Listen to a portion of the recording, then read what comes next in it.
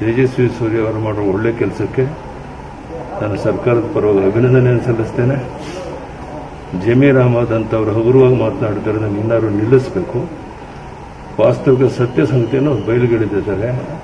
ಅದೇ ಅಪರಾಧ ಅಂತ ಜಮೀರ್ ಅಹಮದ್ ಅನಿಸ್ತಂಗೆ ಕಾಣುತ್ತೆ.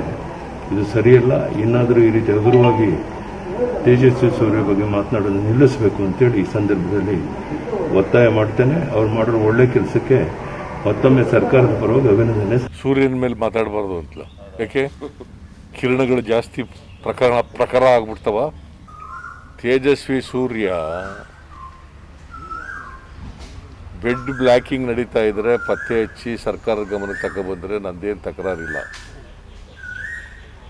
ಅದು ಸದುದ್ದೇಶ ಇರಬೇಕು. ಆದರೆ ಅವ್ರದ್ದು ದುರುದ್ದೇಶ. ಬೊಮ್ಮನಹಳ್ಳಿನಲ್ಲಿ ಆ ಬೊಮ್ಮನಹಳ್ಳಿ MLA ಯಾರು ಸತೀಶ್ ರೆಡ್ಡಿ, ಅವನ PA ಹರೀಶ್ ಅಂತ, ಅವನು ಅವ್ರ ಕಡೆಯವರಿಗೆ ಬೆಡ್ ಕೊಡಿಸ್ತಾ ಇದ್ದ. ಅಲ್ಲಿ ಇದ್ಕೊಂಡು ಅಲ್ಲೇ ಕೂತ್ಕೊಂಡು ಅದನ್ನು ಅಲ್ಲಿರ್ತಕ್ಕಂಥ AS ಆಫೀಸರ್ ಒಬ್ಬರು ಯಶವಂತ್ ಅಂತೇಳಿ ಅದು ಕೊಡಲ್ಲ ಅಂತ ಹೇಳಿದ್ಮೇಲೆ ಶುರುವಾದದ್ದು. ಅವ್ರ ಮೇಲೆ ಮ್ಯಾನ್ ಹ್ಯಾಂಡ್ಲ್ ಮಾಡೋಕ್ಕೆ ಹೋಗಿ ಅದನ್ನು ಮುಚ್ಚಾಕ್ಲಿಕ್ಕೆ, ಡೈವರ್ಟ್ ಮಾಡಲಿಕ್ಕೆ ಇದನ್ನು ಮಾಡಿರೋದು. ಅದರಿಂದ ಇದರಲ್ಲಿ ಸದುದ್ದೇಶ ಇಲ್ಲ.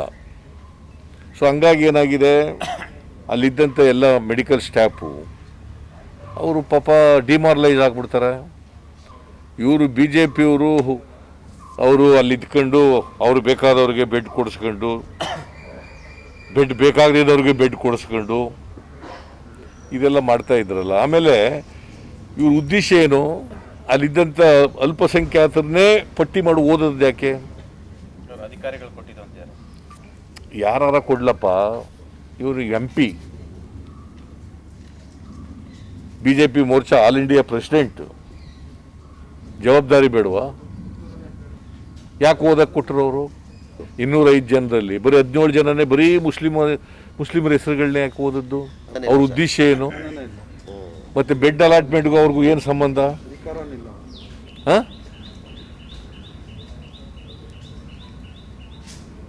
ಇದು ಕೋಮುವಾದಿ ಮನೋಭಾವ ಇರ್ತಕ್ಕಂಥವ್ರು. ಇವರಿಗೆ ಕೋಮು ವೈರಸ್ ಸೇರ್ಬಿಟ್ಟದೆ ಇವ್ರ ತಲೆನಲ್ಲಿ, ಕೋಮು ವೈರಸ್. ಹಂಗಾಗಿ ಮಾಡಿದ್ದಾರೆ.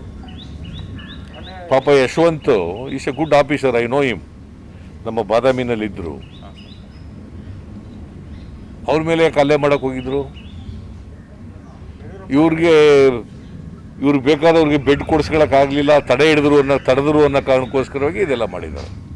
ಸೂರ್ಯನ ಮೇಲೆ ಮಾತಾಡಬಾರ್ದು ಅಂತಲ್ಲ, ಯಾಕೆ ಕಿರಣಗಳು ಜಾಸ್ತಿ ಪ್ರಖರ ಆಗ್ಬಿಡ್ತವ. ಸೂರ್ಯನ ಕಿರಣಗಳು. ತಪ್ಪು ಮಾಡಿದವ್ರು ಎಲ್ಲರ ವಿರುದ್ಧನೇ ಮಾತಾಡೋದೆ. ಯಾರೇ ತಪ್ಪು ಮಾಡಲಿ, ಅವ್ರು ಎಷ್ಟೇ ದೊಡ್ಡವರು ಇರಲಿ, ಆ ತಪ್ಪುಗಳನ್ನು ಹೇಳ್ತಕ್ಕಂಥದ್ದು ಕರ್ತವ್ಯ.